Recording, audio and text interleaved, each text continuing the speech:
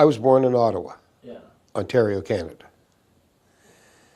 And as a young man, I remember my parents were concerned that I fit into the dynamics of Ottawa, and when I was 5, they moved to Hull. And I got to go to school, grade 1 in Hull. And after a year of living there, and they were satisfied that I could talk French with the other children, my parents moved back to a big house on Marlborough Avenue in the Sandy Hill district of Ottawa. And we were 1 block away from Range Road and the park. In 1953, we drove up here in a big new Cadillac car that wasn't ours, of course, and to a home in Mimico at that time on Primrose Avenue. I remember it vividly. It was all completely different than Ottawa. Big lake instead of 2 rivers. And I went to school at Mimico High School for a couple of years. And that was a transformational. My brother and sister I'm 9 years older than my brother, and I'm 8 years older than my sister. So that would be 9 and 10 years older. So I'm a considerable vintage older than my younger sister and the youngest, my brother, Brian. And we were a normal family doing normal things, excepting my father was, when he came to Toronto, became an associate broker-dealer at Fleetwood Financial with Colonel Charlie Foran, who was back from the war then and was a licensed stockbroker in Toronto.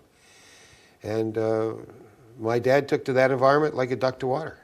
He left every day. He did not drive to work. He took the streetcar and changed and took another streetcar right into downtown Toronto. And the offices at Fleetwood Financial were at the back street. Melinda's the name of the street that used to be there at the back of the King Edward Hotel. And this was a brokerage office that was literally half a walk down on the south side, it used to be called Melinda Street, of the King Edward Hotel. And that was at the heart of all the Bay Street action at that time. This was during the early part of the second half of the 1950s. And in 1957, while Colonel Foran was a fine man and a good broker, but he didn't like being in the brokerage business, he was a gentleman farmer. Charlie Foran had cows and other livestock, and he had a huge farm up in Stouffville. And he didn't like to come into town much, so he got my dad there to run that business. And my father was the associate broker-dealer of record for Fleetwood Financial. And one day, Iuean Thomas walked in because he saw the sign Fleetwood Financial and was going around looking for people. And he ran into my father, and the first conversations proved fruitful. They liked each other. And Iuean was looking for a factor. This is a British term that you would be familiar with that a lot of Americans have never heard before. Most Canadians don't know it. And it basically has to do with, it comes from the tradition of wealthy landowners in England having somebody to do their commercial work for them. The loans, the interest on the loans, a lot of things back then weren't paid with money. They were paid with agricultural commodities or labor. Stonemasons cut stones and laid stones. Well diggers dug wells. It was that kind of a tradition. Iuean Thomas's problems, the way my father explained it to me years later, was that Iuean had government income, but it wasn't that the costs were rising to meet income. It was that government checks come slow. And he he had problems with his cash flow. They were a profitable company, but he had to pay everybody on Friday. And so he needed what today is called bridge financing.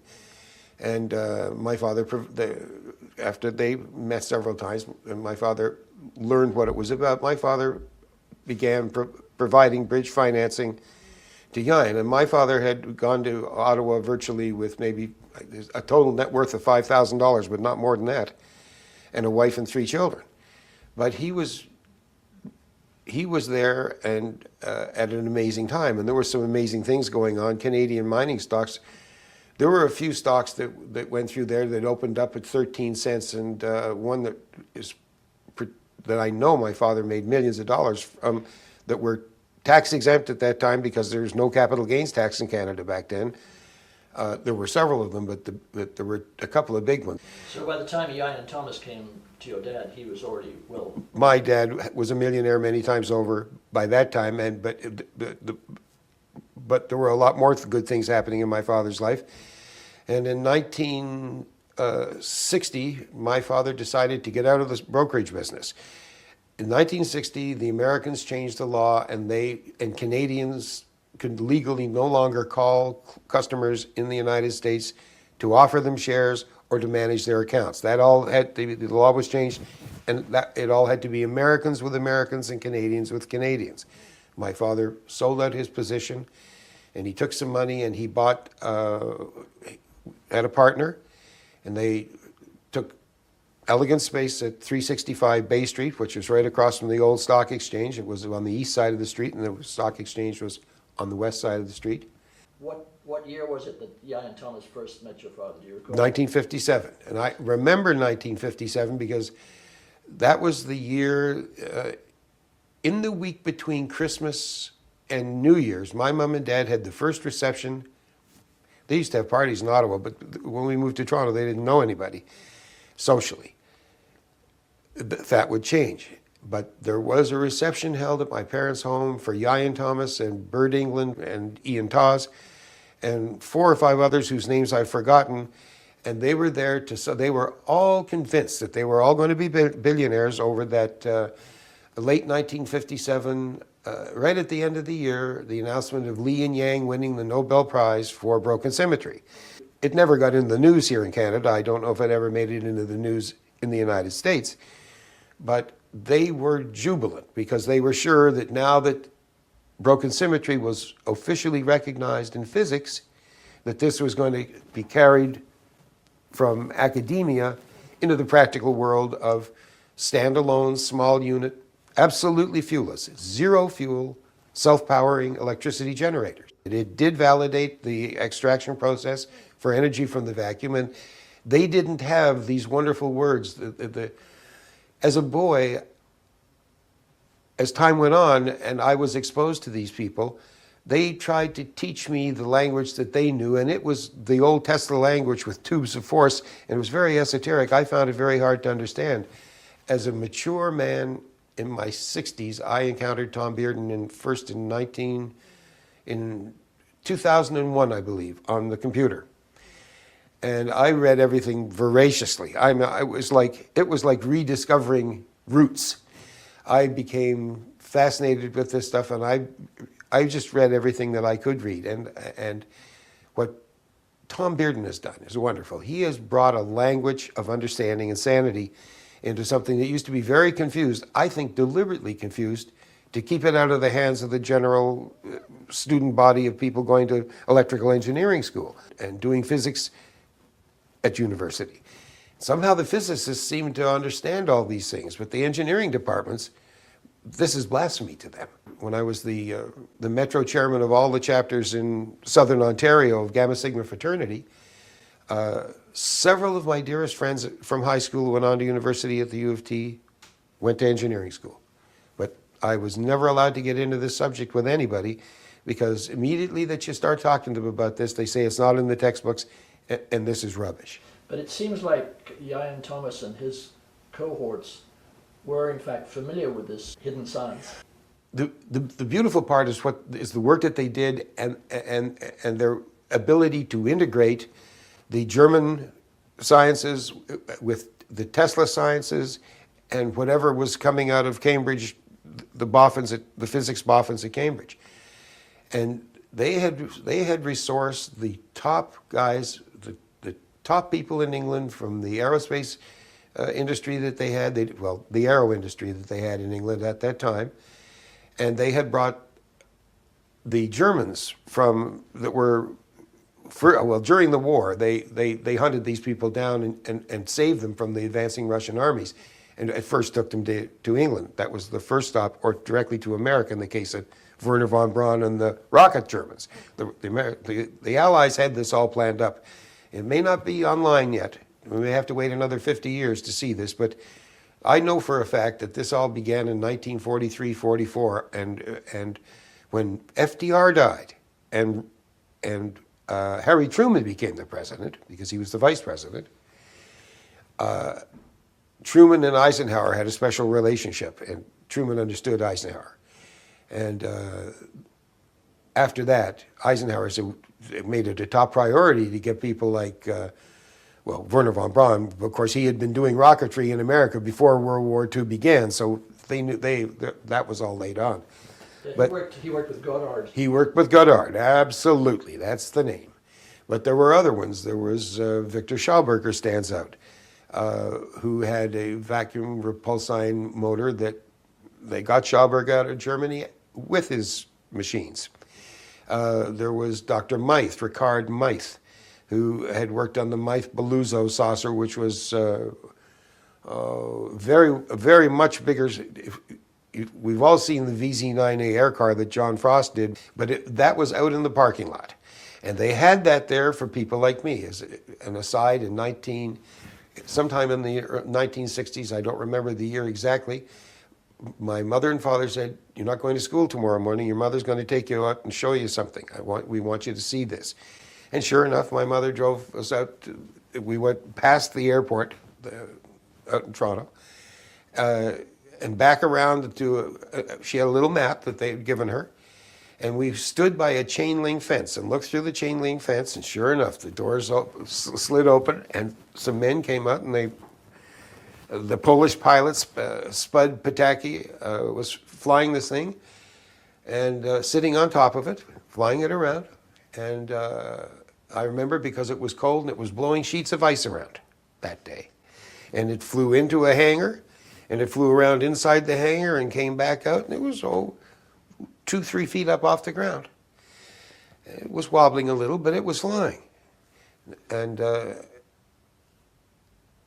I knew for sure I'd entered a world of secrets, because there was nothing between the ground and this saucer-shaped craft but air blowing down. Yeah, and this was the craft that was, you said, out in the parking lot on the front page of the magazine. I asked Iuean, years go by and friendships develop. I was the youngest son, and he didn't have a son. He has 2 daughters, had 2 daughters.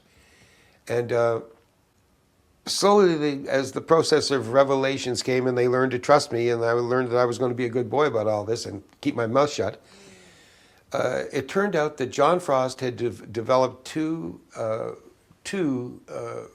what were considered revolutionary aircraft designs in England before he had to leave England. And both of those machines, a very beloved test pilot in England got into one of these things and flew it up, and it crashed right into the ground, and he got killed. So Frost said, "Oh, I can fix this."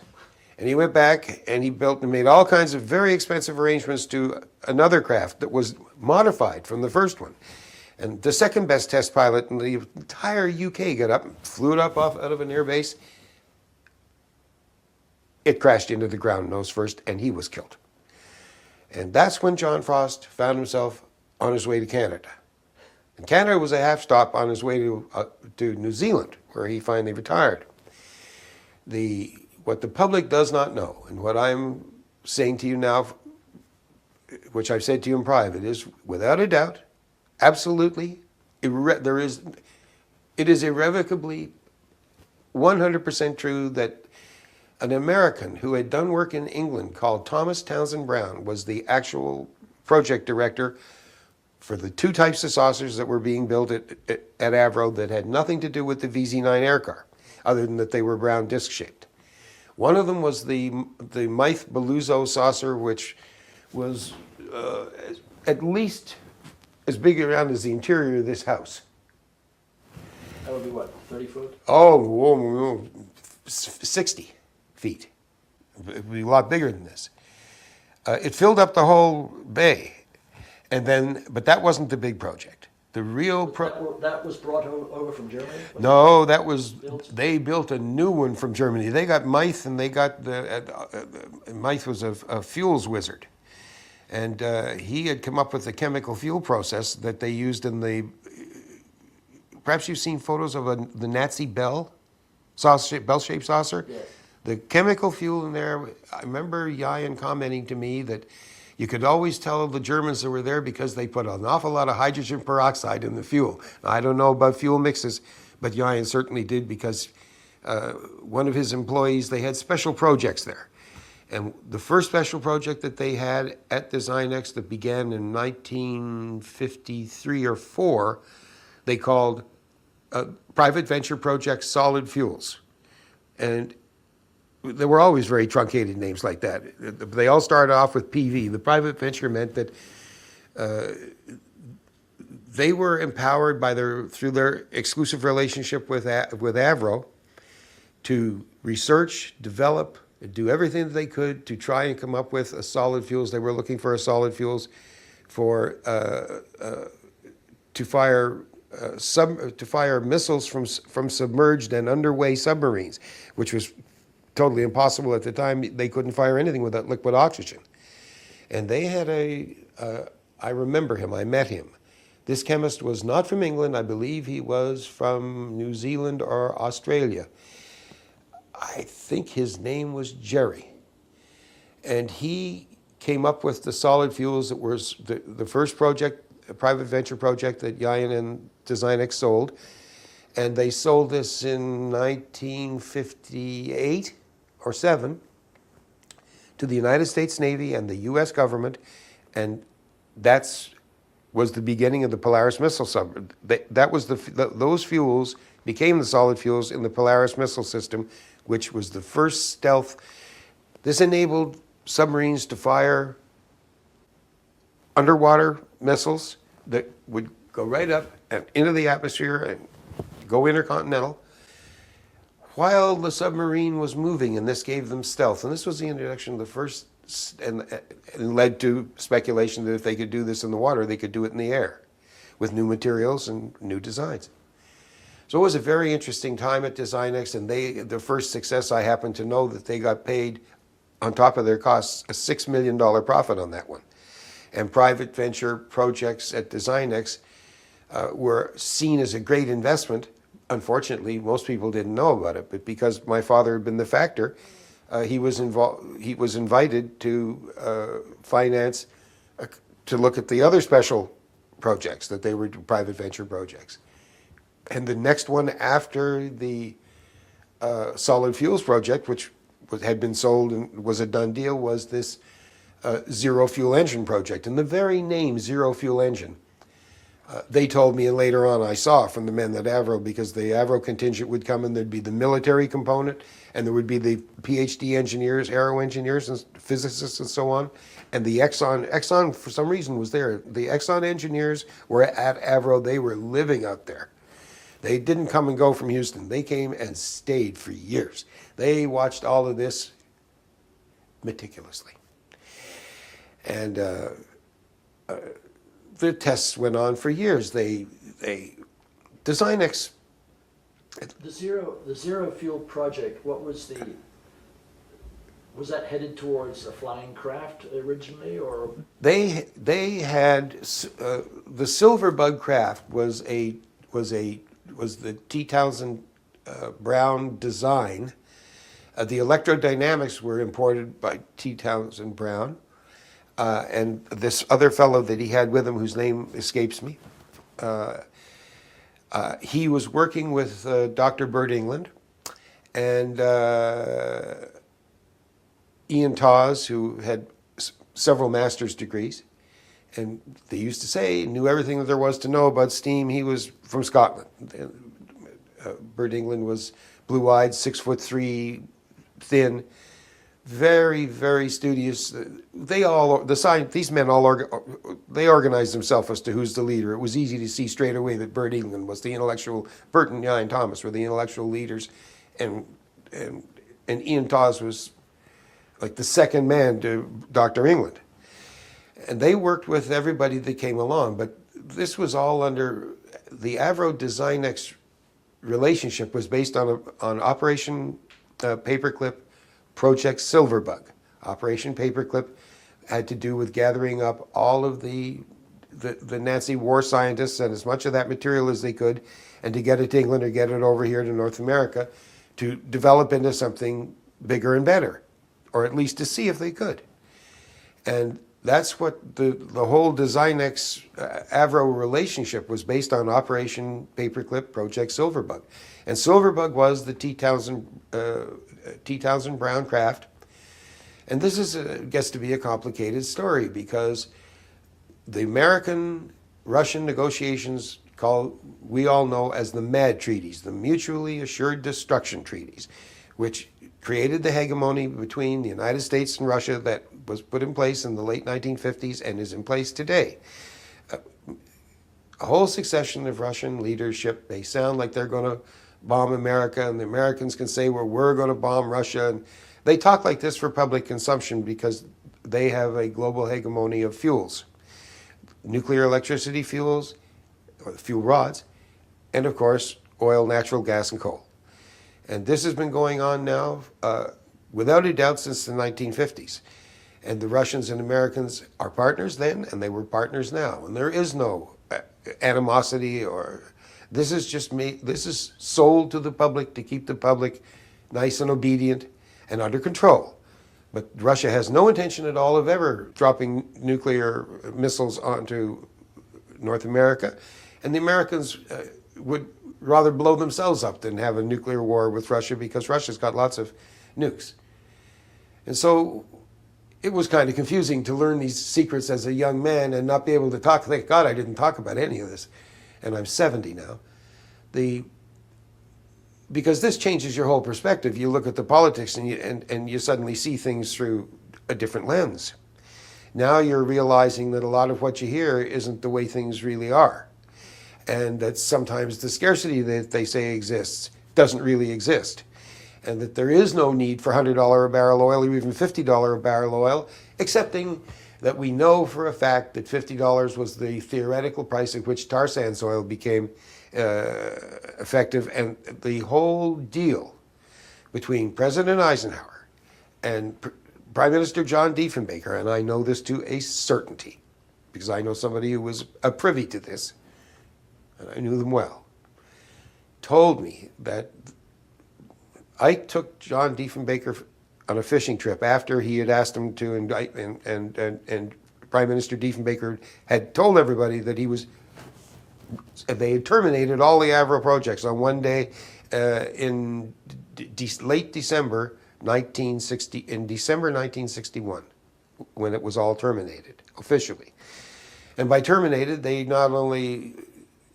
only AVRO arrows you can find they just disappeared off the map. They flew them away to the United States, the ones that could fly. And there's a couple in arrow museums, and there's only one, there's a mock-up of the AVRO in Canada, but those are in American museums, and the VZ9As, and they're just these sad little round little saucers, two-seater things. And that was the AVRO car, the fan powered. Those are in American museums. The point is they were built in Canada, but they were all taken away, and they've never been. No Canadian can ever see any of these things because they didn't want anybody to know about it. They had a list, and they were in a race to get these Nazis before the Russians did. Now, the Russians got a lot of these Nazis, and they took them back to Russia, and they worked them as long and hard to get everything, to squeeze every drop of information. And we know this because the Russians, like the Americans, have a very well-developed electromagnetic energy from the vacuum industry, if you will, for lack of a better word. We know this because of a very strange set of circumstances. My father, as you may know, was in the RCMP during the World War II. RCMP being the Royal Canadian Mounted Police Force. He was in the intelligence section of the RCMP, which was a very small enclosed shop and didn't have any political interference at that time. They were a law unto themselves. There was no ministerial oversight of the RCMP back then. That would be MI6 in England. If there was an oversight, it came from MI6. It certainly didn't come from any elected politician in this country. I can assure you of that fact. And they had espionage sources. They had, for instance, at that time, they had, and this is not well known, in fact, even people going to Google won't be able to find this online, but it's 100% accurate and true. Inspector Leopold, the famous, he became the corresponding secretary for the Communist Party of Canada, and he lived in Winnipeg, Manitoba, and was early associated with all of the socialist movements out there. Well, he was an inspector for the RCMP. He was a hunchback and a dwarf, a very peculiar man who knew many languages and had many other skills. And he was the first to point out that there were Soviet spies at AVRO. But the Soviet spies that were at AVRO, it turns out, got there because they were helped by the Americans to get into AVRO.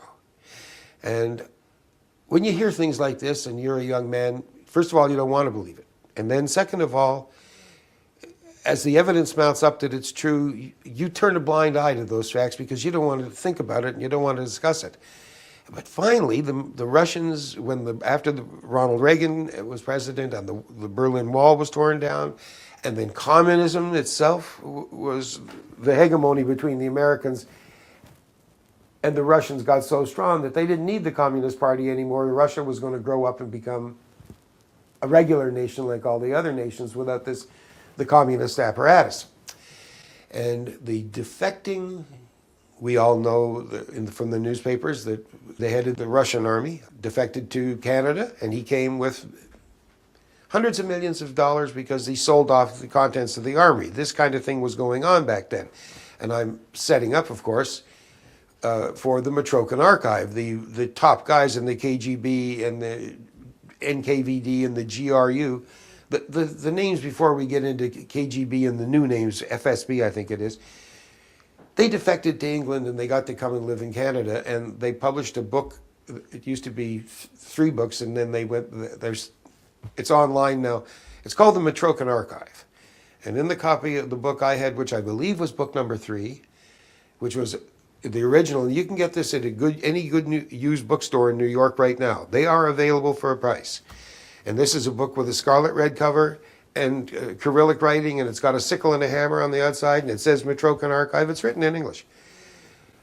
Published, maybe even now published in the United States, but basically originally published in England.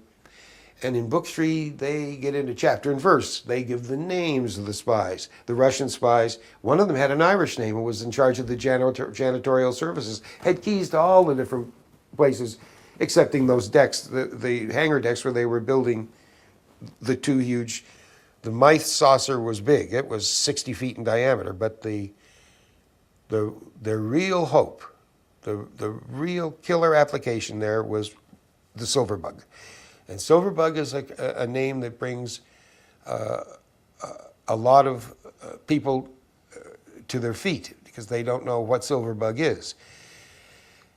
And I had only seen a model. Iuean had a model of this in his drawer, and I hope I'm not skipping ahead too far here. In 1960, I got a summer job. Iuean and my dad worked it out. I got to be the office boy at Designex. So I got to go there every day. 5 days a week and half days on Saturday. And I probably got paid a little more than I was worth because I was the son of the financier to the owner. And Iuean gave me his keys. And during that period of time, Iuean and my dad were going to a suite that Iuean had a corporate suite at the Lord Elgin Hotel in Ottawa. And he went there because he was looking to get other contracts. He not only was doing the work out at AVRO, but he had a contract to supply the Chief of Defense Staff in Ottawa, his top science advisor. They didn't have any scientists who knew anything about any of these things. So Iuean provided the key men who would be sitting advising the politicians in Ottawa. There were lots of this is just one particular contract. There was lots of that going on. Iuean was an important person providing systems and knowledge of systems and people to various levels of government, as well as they branched out, and every year when the automotive companies go to retooling, there's new jigs, new dies, their body shapes change. So all the parts are new with contours and shapes, as Iuean says, that have never existed before. And it's what Iuean might have done, but he did not choose to do that. He chose to stay with the energy from the vacuum generators, which they built and perfected. And there were 3 test ones that they built, and they ran them for 3 years before they took them apart in 1963 to evaluate for wear. And I remember being taken up. Designex was located in a 13-story building, basically two lots west on the north side of Richmond, at Richmond and John Streets in Toronto. And the first, there were lots there because it came with parking. At the corner of the northwest corner of Richmond Street and John Street was a huge parking lot. And then there was this huge industrial building. Now, when I say huge, it was huge from my perspective then. It was 13 stories high and was one of the old industrial buildings, and is not a huge building down there now. When you walked in the front door, there was nothing spectacular going on. There was no reception. There wasn't anything there. And the offices on the ground floor were all locked, and there were no names on anything. So anybody walking in there had to know to walk straight to the elevator and get on the elevator, and you had to know where you were going, or you'd be in a lot of trouble. And there was a guard that worked nights there. He was a Scottish gentleman. I remember him well. And he sat or patrolled the building, and he had a double-barrel shotgun and a dog. A dog from Scotland, actually, a collie dog, just right out of the movies. And otherwise, there was no security in the day. And the offices that administrated Designex were on the third floor. And the research was, there were floors that were color-coded. And along the walls were these punch cards and time punch machines. Everybody had a time card. But because Iuean's agreement with AVRO was such that Designex emigrated people to move from England with their families, their furniture, their possessions to Toronto, Canada. And they got settled here, and they all needed various levels of support to do that, and that's what Designex was set up to do. And about 300 of them or so were working in Designex full-time, and sometimes the building at Designex, when it got full, like at automotive retooling time, when they brought in draftsmen and technical writers and all of the various things, they're on the menu of services offered by design engineering firm of that type to the various government and non-government clients, it would puff up. Plus, there were about 700 employees of the 1,400 or 1,500 employees at AVRO who got their checks from Designex, but the money came from AVRO to Designex and from Designex to the employees. So they were contract workers. They were technically employed by Designex, even though they never came to Designex. Their check came in the mail, and they reported for work, again in a time punch situation at AVRO. So these companies were very, very close. And it was an exclusive relationship, just like my father's relationship with Iuean became exclusive. Yeah, and so you started working in the office pretty close. I was the son Iuean never had, and he liked my attitude and the way I was about my own father, and that my dad and I were close and affectionate, and I didn't have any of that, there was no father-son resentments going on, not from my dad or from me, and he liked that. The other thing was that he knew I'd keep my mouth shut. And so I got the run of the place, and I got to go up on all the floors. There were floors from the 5th floor to the 8th floor. The floor was painted yellow, and if you didn't have a yellow thing, you couldn't be on there. They had these triangular shaped badges, which is another thing. The security badges out at AVRO, everybody had to have one. And if you didn't have the triangular badge, you couldn't go. They had armed guards. Nobody was allowed to be there. Of course, we didn't know at that time, but they had the Russians inside. And it turned out it was the Americans who orchestrated the Russians being in there. They wanted the Russians to know that now that World War II was over, there was going to be a new arms race. And it wasn't nothing to do with missiles or Sputniks. Those were all excuses. And it was going to be the energy from the vacuum-powered new applications that were going to fly planes, that we're going to do everything that we can visualize machines doing today, but without any fuels being poured into them and combusted. It was the end of the combustion era officially. The Americans knew this, the Russians knew this, And this was all a big patch, not to avoid World War III, but to make sure that the populations of the countries were all so intimidated that the bombs were going to. I remember being in school, Tony, maybe in England they didn't do this, but here in Canada, they used to say, well, we're going to have an air raid. And this was in the 1950s. And they had all the kids in the class get down and hide under their benches. Now, we had these Bavarian fire drills, if you will, several times a month, and this went on for years. And that puts it in a kid's mind that you're getting down there to hide from the nuclear bomb going off. And they did this to condition us all to be good, dutiful, little frightened people who, when told that there is no such a thing as energy from the vacuum, would say, yes, sir, there's no such a thing as energy from the vacuum. I'll never say those words again. Can I go now, please? Nobody handed you a candy and gave you a kiss if you gave the right answers either. They said, let that be a lesson to you. You know, it was very top-down authority back then.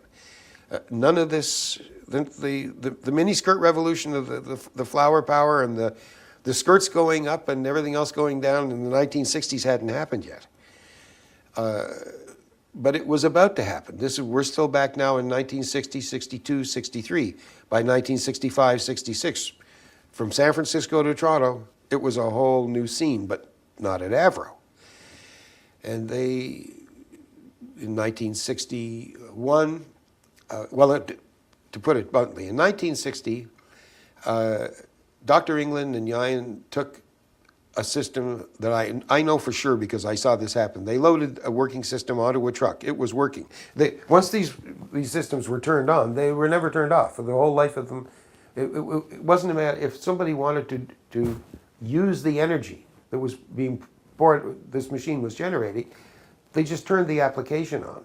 But the machine itself was never turned on or off. Once it's on forever. Just leave it alone, it'll do fine. Doesn't need any fuels. It's getting lots of fuel from outside, because they were pulling the electricity right out of the ambient air, and there was no exhaust ports at all, and they were lighting all the things that you see in John B. That was exactly the same but a little different. They didn't have LED lights, so that they were lighting 60, 100, 120 watt bulbs.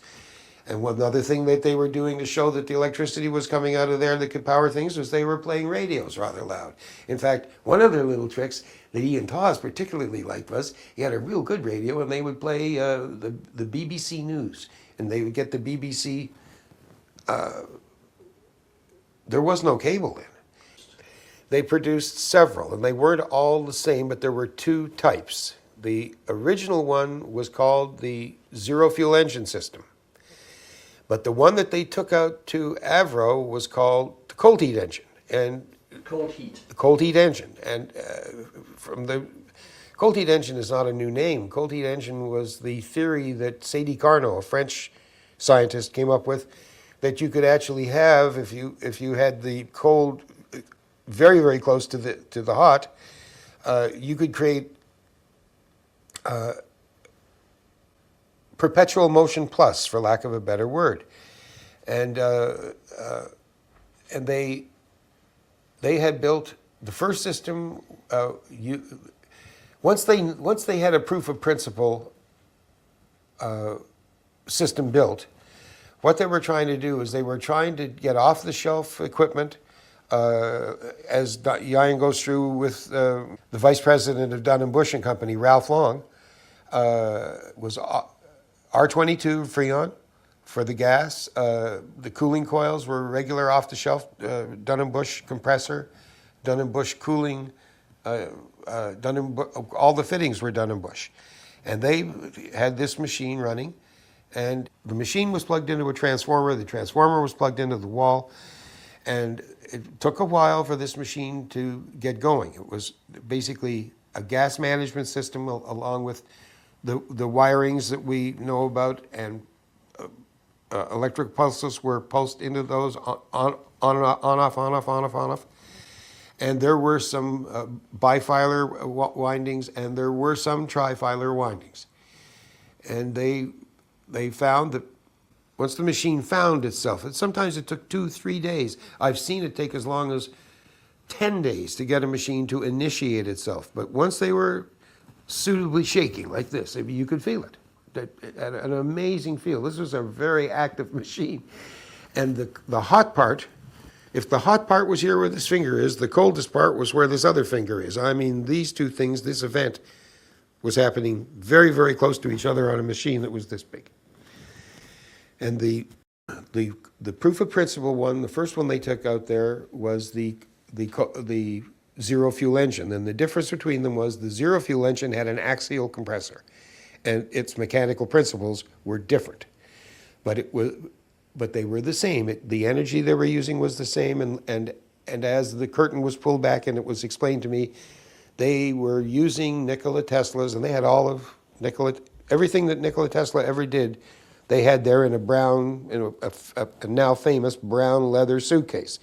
And that suitcase did not go back to England or back to the Americans. That suitcase was taken by Bert England and Iuean Thomas and another man, and who knew Dr. Bob Beck in California, oddly enough. And I mentioned to you in our earlier conversations that there is a famous KTLA talk radio show that had Tom Bearden and John Bedini on it and a panel of other people and Dr. Bob Beck, who's now the late Dr. Bob Beck.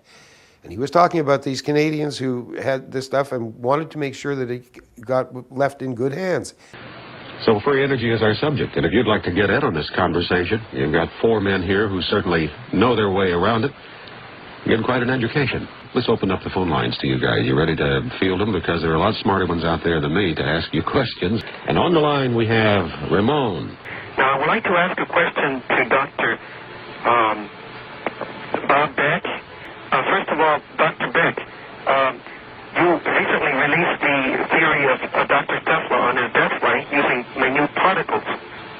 Okay, Ramon, it was a rather incredible story. Back shortly after his death, a chap who was in charge of FDR's Buck Rogers squad, he was a Canadian citizen who had an IQ up around 200,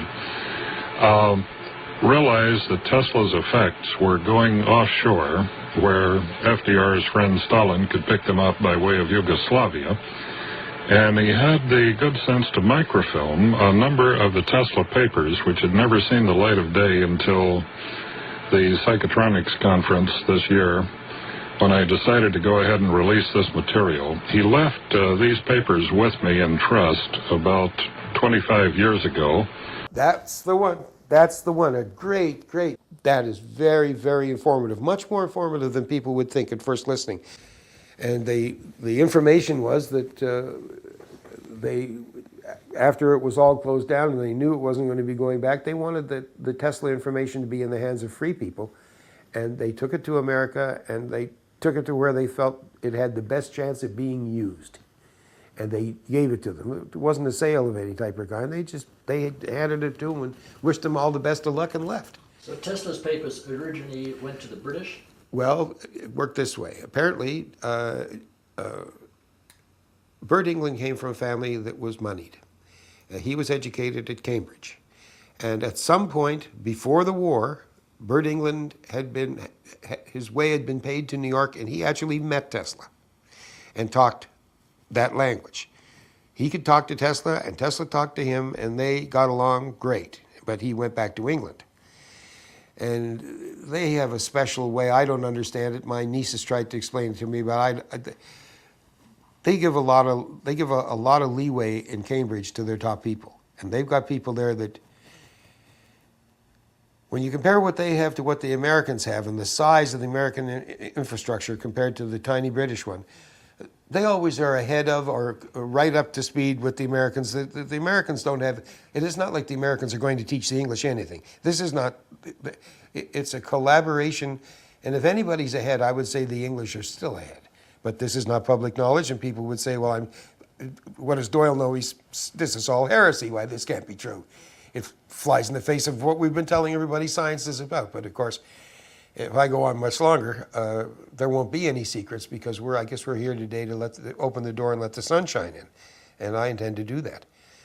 The energy from the vacuum was not a mystery. This was known from Tesla, but Tesla wasn't just any old Serbian. When Tesla came, he was a doctor when he got to the shores of North America.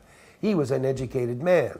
And the fact that they took this Thomas Alva Edison, who sold sandwiches and the favors of women to passengers on trains for years, and they got to know J.P. Morgan because he was literally the pimp, pardon my language, but let's call it what it is, and made him the head of the American electricity fiction. That Thomas Edison invented the light bulb, or that Thomas Edison invented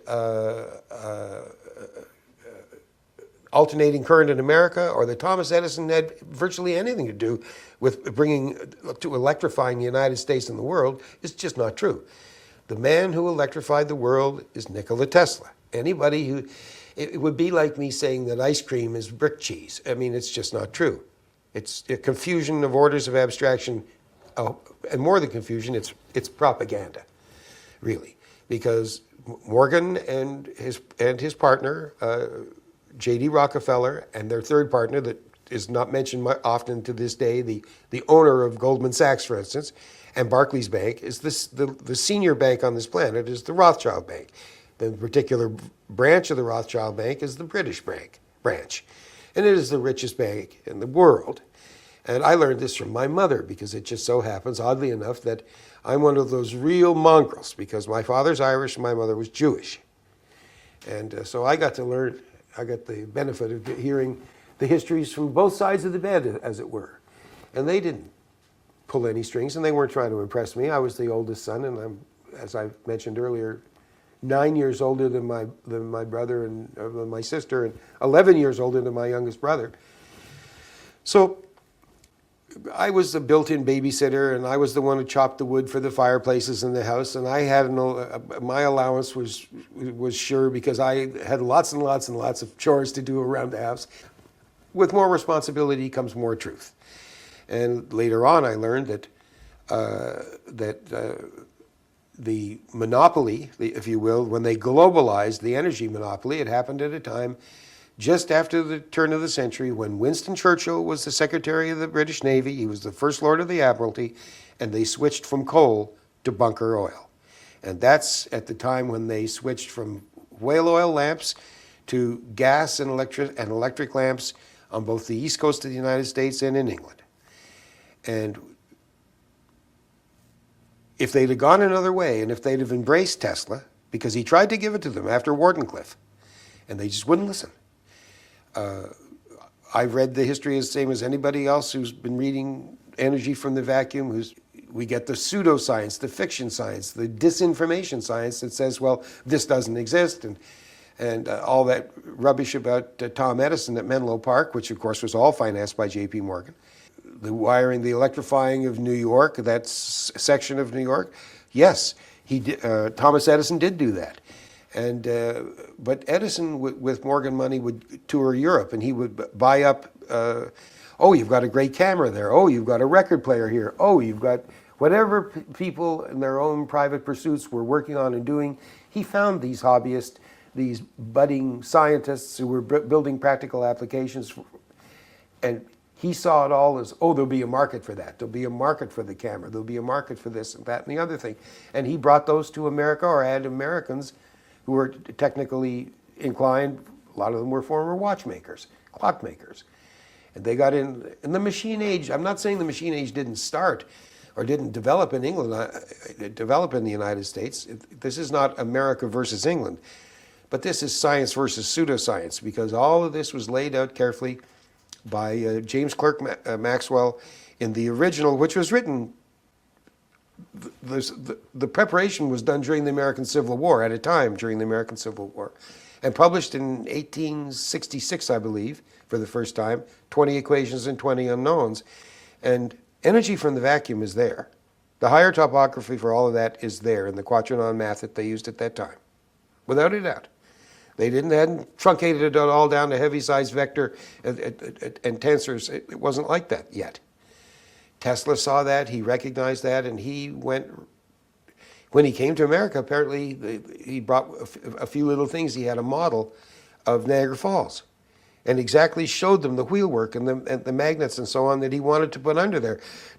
Tesla took years trying to convince George Westinghouse and to convince, finally, who he did. He took years trying to convince J.P. Morgan and to convince Thomas Edison that his direct currency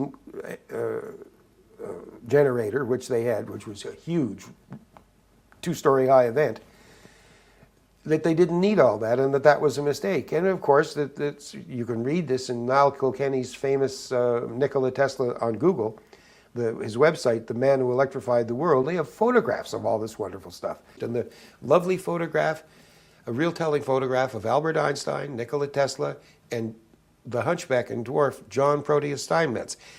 A lot of people don't know who Proteus Steinmetz was, but Mr. Steinmetz was an electrician at that time and an engineer who is credited, and I believe he did, come up with the original wheeling and freewheeling of the electricity from Rochester, New York, to light up the Great White Way on Broadway. Because when they lit up the Broadway district of New York, that was when the celebration started, and that's when electricity had come to America. And what people don't seem to know is that 20 years after Nikola Tesla had electrified Niagara Falls, and 20 years after Buffalo and Rochester and Kodak and all these big companies where it all began in the electric age, they had lots of light, but to get that light down to New York, that was had been a problem until John Proteus Steinmetz came up with the magnets and what to do with the wires and how to treat all this and the circuit breakers and everything to get the electricity from the Niagara Falls area, from Niagara Falls, New York, all the way over to Rochester, down into the city, and of course to Albany, but New York was the goal. Well, let's reboot back up to World War II days. Okay. And we have the German scientists who were migrated via England over to Some came from England to Canada, but the Germans, the route was always either from England, but always to America first for the paperclip cleansing. The American law at that time was such that they couldn't emigrate these people under American law to the United States because all of these men were war criminals. Every single one of them, including von Braun. So they put them through Operation Paperclip, Project Silverbug, and that got them exempted. And they were brought to America for national security reasons. So people who would have found themselves hung if they'd have gone to trial in the post-war trials in Germany didn't get hung. Clamor is a good example. I am reliably told by my father and by Iuean, who are not here today, unfortunately, that several maniac, real Nazi Germans who survived the wars but never changed their stripes at all were given passes. I am told by my father, and Iuean Thomas told me that Dr. Ricard Meith was such a person. They told me that General Hans Clammer was such a person. And when you consider who was populating AVRO and Designex, these were all people from England who had felt the point of the Blitz in England and had seen what happened to the British Army after Dunkirk. And it killed off so many people that there was a definite fear, loathing, and hatred of these people. And when you factor in that Dr. Meith came from Middlework and Dora, particularly, where they did horrible, horrible things to the people that were in those camps and worked them to death and murdered them. So when they got here, this was a way to sanitize their escutcheon so that they could come and pass among the Americans freely without friction of having been called by true names, which would be mass murderer, arch criminal, what have you. And they escaped all the justice. Von Braun, as we know, went back down and got to work at the Goddard Flight Center.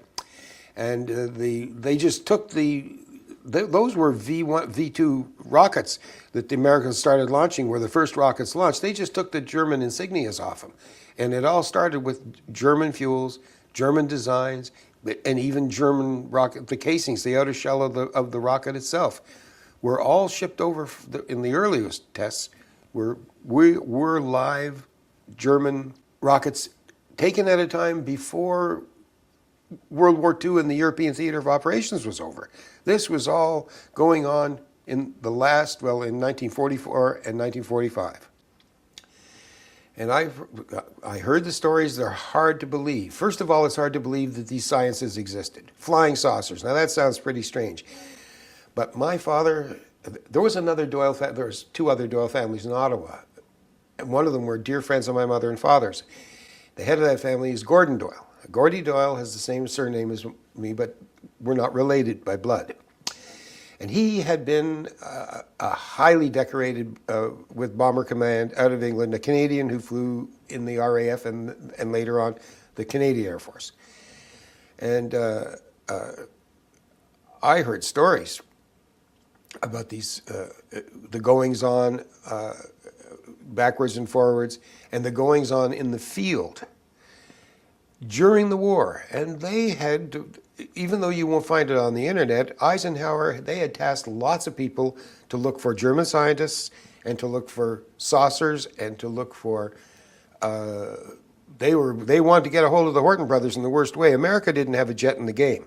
The Horton brothers had those jets that they built that were all laminated. If you've seen them, they had no tail. This is a very strange looking aircraft. It didn't have a tail, but it had air stability and they... Flying wings. That's right, and it flew great. It flew, and it scared the bejesus. The Foo Fighters scared the Americans, but didn't shoot anybody down. What were the Foo Fighters? The Foo Fighters are some kind of beam technology that I'm not sure what the word gestalt means in electrics. I did not go to. I was pressured by Iuean and my dad not to go to engineering school, which is where I was headed, believe me. When I knew I could do the math, when I got those great math marks leaving high school, I knew I could. I had special tutoring from Dr. England that year. And I had the third highest math mark and in my school here in Toronto. But at any rate, they said that this was a beam weapon to the best that they could figure out, but not a beam weapon as we think of one beam emitting. But this would be more along the lines that you're reading from Tom Bearden, where there'd be a transmitter here and a transmitter here and a transmitter there, and where the three intersected, just about the coast of England, the American pilots were reporting that they were being followed around and shadowed by balls of light that would go zip right through the plane and come out the other side. So it was interferometry. Apparently it was. Yeah. And There's some rumor that maybe they were small flying saucers. Yes, but not material. And Gordy Doyle ran into these things on bombing runs, and he was our family expert because he had seen them, and he'd come back complaining about this. But it can be on this side of the craft, and suddenly it'll be on that side of the craft, as if it had just gone through the craft, but there were no holes in the craft.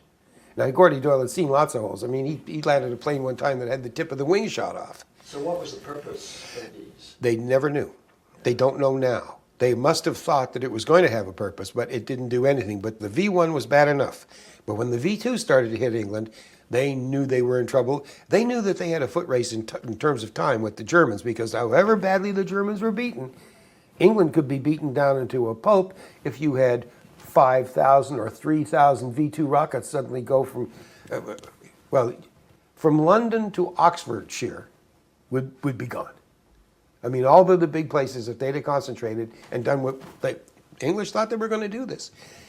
This was beyond when Churchill kept silent. It was bombed to pieces, and they knew it was bombed. They didn't tell anybody about it, and they just... Well, Coventry? Coventry is the place, absolutely. Bert England had definitely connections to Bletchley Park and the first computer, and they had the Enigma decoded, and they knew that Coventry was going to be bombed. And the Enigma machine, the very first Enigma machine that I ever heard about that was brought back to England, did not come from a submarine. They got one from a submarine, but not that one. The very first one was one that there was a magnetic. I got this from Hank Fine years later, who was the Charles Tacko's commanding officer, and the commanding officer for the whole thing out in, it was the top guy in the West Coast at that time. for the United States Combined Military Intelligence Service, MIS Sphinx. And he told me that there was a magnetic property between, in the Gulf between France and England, and this was well known to pilots of the day who flew with magnetic compasses. And there was a German plane that, in a fog one day, thought they were landing in France and landed in England. And the very first Enigma machine known to be documented to be saved was Hank happened to be at that airport on the time when the German plane landed. And Hank ran up to the plane and shot several shots at the pilot who was still in the plane, and shot the plane a couple of times, and pulled out his other revolver and shot it a couple more times. These were 44 guns, big 44 Western revolvers. Hank was from Texas. And he scrambled up into the plane, and the German pilot was trying to get out of the plane. He was sure that he was going to get killed. He wanted to get out and surrender.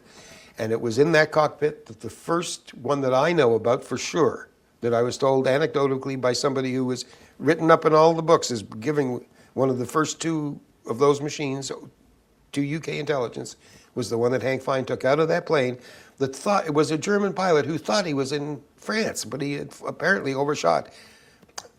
I guess they didn't have very good equipment on the plane as to location. Apparently it happened more than once, and that saved them an awful lot of time. When they had... They did the decoding at Bletchley Park, which was the head of British intelligence, cryptology, and absolutely, communications intercepts. Absolutely they did. And backing up to the Germans that came over here, so you had Meetha, who it was Mythe. Yeah. His speciality was fuels. Mm-hmm. Okay. Now, what was Kamler? He was Kamler was the general. Basically, it was a package deal. If you want my scientist, you got to take me. Blah blah blah. He was the head guy. He was the head guy. Yeah. This was the Nazi with the boots and the breeks and the red stripe and the hat and the swastika, the death's head. And they tried to tone it down, but he couldn't be toned down. It was a personality thing. He was like that. Because Nick Cook's book, The Hunt for 0 Point, says nobody really knows what happened to Kamler. Oh, I know what happened to Kamler. Kamler retired into Texas. Yeah. They all knew. Yeah. They just wanted him anywhere else but in Toronto. They had their problems managing all of this because the other men detested the Germans. They had problems with Werner von Braun, but they didn't have. But he wasn't in Canada. He came to Canada once or twice, but basically, the Americans loved him because he was tight with Goddard, and he had established himself before World War II with a certain American cohort, big money cohort, big power cohort that was down in the southern states. They were in Huntsville, Alabama. And they were in Huntsville, Alabama, big time. Yeah. Okay, so Kamler was the guy that was in charge. Kamler he was in charge in Germany, but he was a package deal. He brought over the Horton brothers. Horton brothers. I don't know if Kamler brought them, but they were definitely there. And Schauberger. Victor Schauberger was 100% definitely there. Yeah. And he didn't have that beard then either. You see all the pictures of him with a beard. Well, he wasn't wearing any beard. He's a big guy physically. Did you meet Schauberger? No, I did not meet Victor Schauberger. Schauberger's specialty was this vacuum pumping repulsine engine. Right. And basically what they had learned to do was they were, as I've talked about the zero fuel engine now, the actual one with the actual compressor, the one that was purpose built to power takeoffs and landings for the 12-ton Silverbug craft, that one. And the motor worked fine. It had as its integral, it was the two components, the counter rotate differently, the electric generator inside the machine, inside the turbine housing that was purpose built for that. Those two sets of magnets, the inner one rotated one way, the outer one rotated another way, and they had in the front 5 holes that are about as big around as a dime, and they come but those holes go round like this, and they come out 1 hole in, 2 holes out. that were triangular shaped. There's this little needle type you could feel on the back there. And the outer ring, the slats were just angled. And so what you had was the force of the gas coming in sent one thing going this way and the other thing going this way. And that technology, if you deconstruct the Victor Schauberger repulsine engine, you will see in the guts of the repulsine engine, you will see that these little lines that go like this, and there's not much movement. But if you were to look at it and ask what this is, these are basically S-shaped lines, and what they were doing is putting the gas in one side, and it made it rotate. Because we forget sometimes that in German, what they call a torsion field, which affects time and a bunch of other things, torsion is another word. In English, we call that rotation. So it's a rotation field. A torsion field is a rotation field. This I got from Dr. England. I never forgot the lesson after he explained it to me, because I couldn't understand this at all. Where's the electricity coming from? You're breathing the electricity, Willie. You know, they would. It started off being explained to me that way when I was younger, and this is, you know, then I got to work there. And after a while, when they were comfortable with my dad, and after years, when they were comfortable with me, I could ask any question. And they didn't smile. I mean, they would smile, but they would answer me in ways that trying to help me to understand what they were talking about. So for somebody with my background who had been right there at the cutting edge of where this was going on, there was no doubt about whether it worked or not worked. The lights were going on just as in the Bedini experiments. The machine ran cold. You hear this over and over by everybody who saw the machine. In fact, in the Iuean Thomas interview, there's a part there in part 19 of yours. About 2/3 of the way through the piece, Iuean Thomas says, now, he was talking about bureaucrats, and he was talking about Ted Rattray, who was a big, powerful bureaucrat. Ted Rattray was a diminutive man. He was slender, and he was about 5'5" or 5'6" or 7", but he was short. I was at home at 61 Claywood Road with my mom and dad that day, and my brother and sister were somewhere. The phone rang, and my dad answered the phone. And he said, I want you to take the car and go over to Iuean's house right now. There's something I want you to see. No build-up. Nobody told me what to expect or anything. So anyway, I took the car that was available, and I drove over to Iuean's house, and that's how I met Ted Rattray. And when Iuean Thomas says, a friend of mine came by to visit me, and Ted Rattray collared him and told him what a great deal it was, and that there are witnesses. I remember well, a visitor came up my drive, and he even collared him and said that he just got a breakthrough. It was me that met Ted Rattray. I went over there, and as I was parking the car, Iuean's front door opened. Iuean lived in a cul-de-sac, it looked like something right out of England. There is a section in Toronto, in Leaside, where a lot of houses are built that way. Iuean just loved that. He and Joan, and with their 2 daughters, lived there. That was the only house they ever had in Canada. Ted Rattray embraced me as the oldest son of the financier behind this thing. And he started it on me and said, you know, you're going to be a very rich man one day. He pumped my hand. He wouldn't let it go. He had a drink in the other hand. By the time this day was over, I had seen what my father was talking about, corporate madness. Instead of slowly easing into this was all laid on him. He came up, he'd heard these fantastic results of a COP of 150,000, which is what the Langenheim-Kaiser report says. But the reason we're not publishing the Langenheim-Kaiser report widely like we used to do is because anybody today would see that and they'd be building them, and we're not going to give it away for free. However, he had read the Kaiser-Langenheim report, and he had read the reports, the official reports, which said, oh no, you can't do this. Whatever the readings are, they're a mistake, and you have to change those numbers to fit our outdated, broken, false model. You cannot tell us what it's actually doing here, because that's not allowed according to the second law of thermodynamics. And if you violate the second law, you're Satan. And I was young and I didn't understand the importance of all of this. My father understood it, and Iuean So Ted Rattray told me that, you're probably going to, you and your father, you're going to be as big as Mr. Morgan and Mr. Rockefeller one day. He was not saying this to me to make me feel good. He was saying this to be one of the first few bureaucrats to make sure that I noticed him, so that because he was a cat that wanted to get more milk and cookies on the floor, and he wanted to be petted and he wanted to be loved, because he was sure that this is not the kind of person that was given to hyperbole. But he had been down there at that test where David Cameron came, the top engineer in Canada, and a bunch of the others, and they had gone through there and saw how the hot and the cold were almost touching, and saw that the frosted over component was at -40, which is very unusual, and that everything seemed to be running backwards, and that the Brummel-Strum of atoms was going on real good. I mean, the machine's like it has St. Vitus dance. It's bolted down very tightly to the floor, so it wouldn't bounce around, because there was a lot of shaking. And once it got shaking, it shook most violently when it was being initiated. After it found the hysteresis, the collapsing point of gas, when the gas got to an equilibrium state, it settled down, and after a while, you didn't notice it so much.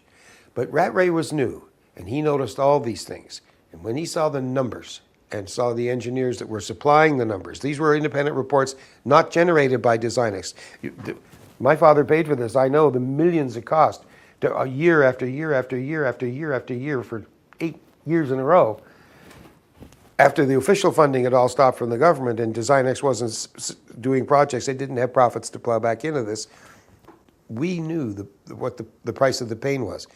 But the reward, the pot of gold at the end of the rainbow, so to speak, was very attractive, and rational people were saying, you've done it. It's all going to happen. So, of course, I have never been one to say I can walk on water when it isn't frozen, but it was nice to go back home and have that feeling of confidence that finally it was one of those rare affirmative meetings.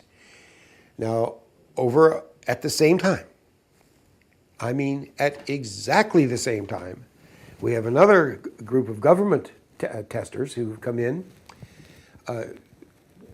denied all the test results that they were getting, went through all kinds of instruments of their own, and finally, they just said, look, these numbers can't possibly be right because this violates this law, this violates this law, and they arbitrarily regauged the results, not from what it said on the test meters, not what any of the instruments showed, but what they had in their mind is what it should be.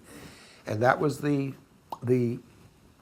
report that I sent to you when we first started corresponding, because in my past, there was somebody else that I used to correspond with.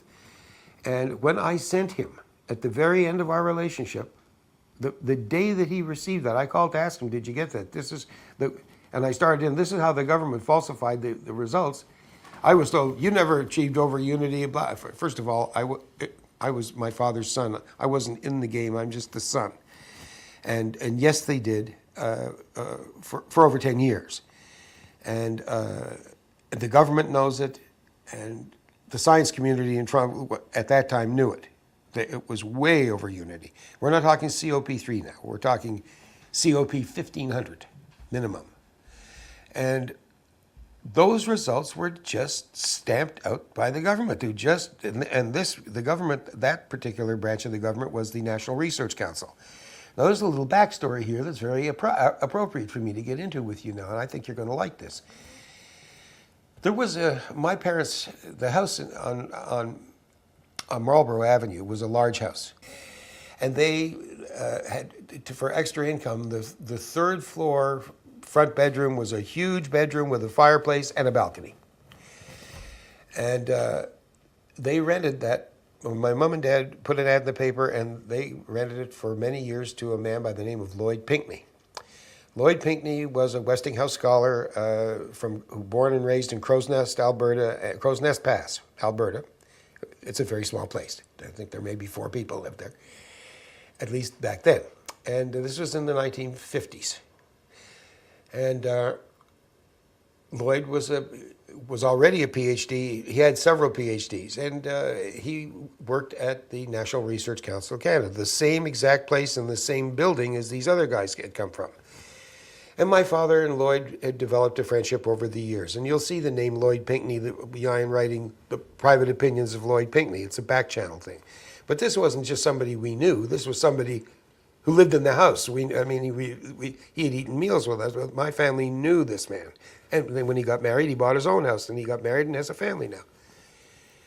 Well, Pinckney told us that they had to do this because this was going to overthrow the science of Canada. And yes, it was true, and yes, Tesla, and yes, and yes, and yes, and I can't explain it, but this is what they're going to do to you. And my father knew this before they came and did it.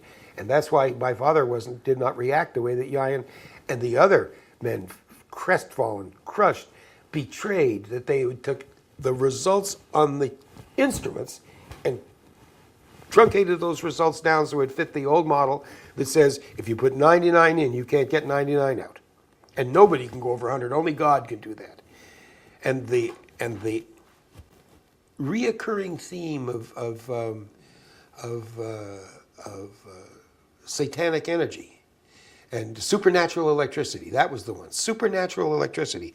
They would mix and match these terms to suit themselves in any argument because it was ideology over applied science. The application of the event, the facts, it didn't seem to matter anymore. What they were concerned with was the result, and the result couldn't be more than 98, no matter how much you put in. And by the way, no matter what anybody tells anybody, you can put your arm out into the sunshine and get a sunburn on your arm if you sit there all day long. But to say that there's energy coming from the vacuum or anywhere other than a suntan on human skin, they wouldn't allow it. They knew that what they were saying flew in the face of science and reason, but they had been told by some power that I imagine it told them that their future financial well-being depended on their answers, and they gave those rote answers rather than real answers, like Baptist preachers on Sunday talking to sinners. And they were so arrogant about this. And they just told everybody how wrong everybody else was and how right they were, like the oil people do now. The kind of spirit of individualism and non-binding ideology and the serious desire to kick them in the pants and throw them headfirst out the door, that I have, they didn't have that. They did not have, everybody was very, very loyal. Everybody was dutiful and loyal to the higher authority, ending up with the royal family. Let's go back to the German scientists again. So you have Kamler, it was basically his pack. Kamler's package involved a large group of German scientists who were doing various things. They were interdisciplinary. Some were working on missiles, some were working on rockets, some were working on other types of craft, some were working on beam weapons, some were working on new fuels. One particular group was working on nuclear energy. When the Allies found out about that, the heavy water experiments, an awful lot of manpower and an awful lot of things that Britain could not afford was thrown up there into the Nordic countries to blow all that stuff up and put a stop to that right directly. So the Norwegian heavy water. Absolutely, that all got blown up. Okay, so in this smorgasbord of technological expertise that was brought over was also anti-gravity. Absolutely, but it wasn't the anti-gravity that came from Germany, according to Iuean, and according to Dr. England. The Germans, according to Dr. England, were behind T.T. Brown. Thomas Townsend Brown, the Byfield-Brown effect, and the condensers inside there were large sheets. And there was an array of them in there. So what you had was high voltage electricity coming out, being generated and put out on top of the dielectric. This is the Townsend Brown. This was Silverbug. Silverbug was Thomas Townsend Brown was the actual project director over the Silverbug and over the other saucer. The publications that AVRO put out at the time, the special project's director, they said, was John Frost. Well, but John Frost was just for show. The AVRO car, that little thing was a pantomime to be played outdoors so that nosy newspaper guys who came out would have something to talk about. But and the fact that they couldn't work and it was so small and so awkward and wobbly and so on, this was just perfect. Other times, I was told, my father told me that several times he was out there with Iuean, and they had the AVRO car on a tether. They had the AVRO car on a tether for about a year, as a matter of fact. And they would put people in it or fly it remotely, but on a tether. Now, going back to Nazi Germany, before they came over here, did they have functioning anti-gravity craft? No, not to my knowledge, but they might have. The focus at design, what I got to hear was I had a limited group of people, but a steady group of people who would tell me things. And the way this worked was they were interested not so much in arcane claims that the Germans made. The Germans made all kinds of claims. The German scientists, in the 20s, the German scientists had gotten into translating ancient languages. They had translated the 4 books of the Vedas into German, and they had translated the Bhagavad Gita into German. And in the 4 books of the Vedas, they talk about, you see it on the History Channel now. Vimanas. The Vimanas, absolutely. And they have 4 books that are never supposed to be brought together in one place, but they got all 4 of them together and they translated them all. And this is where they learned about nuclear bombs that have gone off, and they found a city in Pakistan where the radiation, the blast level, they know that something awful happened there 3,000 years ago. And they came up with a lot of very esoteric, odd stuff. Now, I've always been a big fan of odd stuff, but these men were told to do things practical. They want things that can be done with aims, means, and consequences of something, not that's interesting, but something that you can build. So the things that showed potential, but not right away, that was all put away in a box or in a filing cabinet and sent to Houston. But the stuff or sent to England, I don't know where it was sent to, but I know it was sent somewhere. The things that they could make work,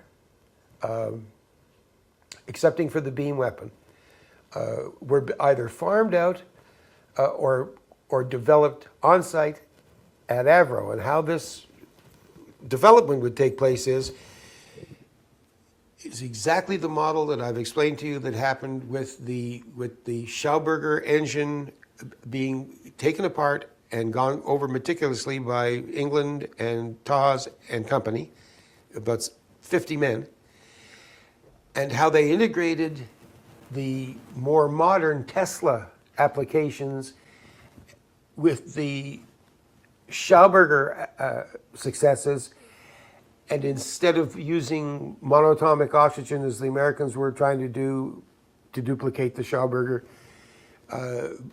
Iuean Thomas had suggested that they use workhorse gas, WHG. I never heard the title before. And that was, WHG was, the big secret was it was CO2 gas. It was just the same gas that Italians have been making ice cream for kids with in the Middle Ages. And, you know, they had a thing of salt and they would turn it around and it would get colder, and basically it began that way. So the German power plant for production of anti-gravity was actually Chemical, absolutely. With a lot of hydrogen peroxide and some other chemicals that I don't know what they were. I was told, but it's not being interested. So it was not an infinite process. No. It just had a fixed rate, just like a gas tank in a car. Absolutely, absolutely. And what they wanted was, Iuean said the big demand was going to be to have craft that they could launch and that would stay basically aloft. It would just come down, wouldn't even land on the ground. It would just come down so people could get out and the next crew could go on. It never needed refueling. It eliminated in-air refueling, and of course it eliminated runways, because this didn't take off from a runway. There was no rolling stop. It came right down and sat down on the ground, plunk. Or actually, it didn't actually sit down on the ground. I just misinformed you. It hovered off the ground when it got to a certain level. And they, one of the things that Designex was working on was to map the what they call the igonic lines of the world. Now, this is the word they all used, IGONIC. I've never seen any iconic or igonic lines in any book that I've ever read, but that was Bert England's term and Iuean Thomas's term and Iuean Thomas's term for the mapping of all the igonic lines on the planet. Is that like the ley lines? It probably is. Yeah. But these are magnetic lines, and if you knew where all of these were, they said, then you could make put that information into a computer or into a memory device and match north to north or south to south, as it were, so that when it got to a certain point, you could just turn up the electricity and the power would build up so you could come right down but not quite touch. And it was these same polarized magnetic charges that Iuean refers to when he talks about making all the brakes in cars as little electricity generators, friction-free and fade-proof. And all the vehicles would be assigned a polarized magnetic charge and they would never be allowed to touch each other, which would eliminate accidents.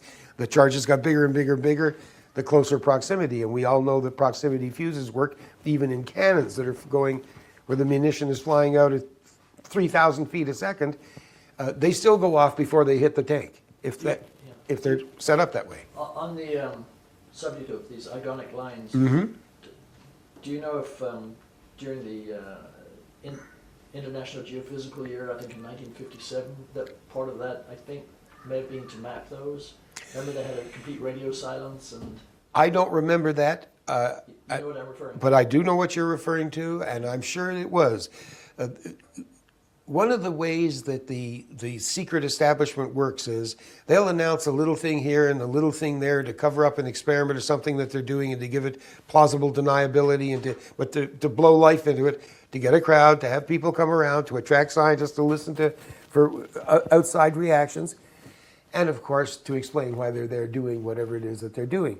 But the one thing that they're never going to do is to tell us the truth about why they're doing that, because they don't want anybody to know what they've learned. They don't want anybody to know the information that they came to this set and setting with.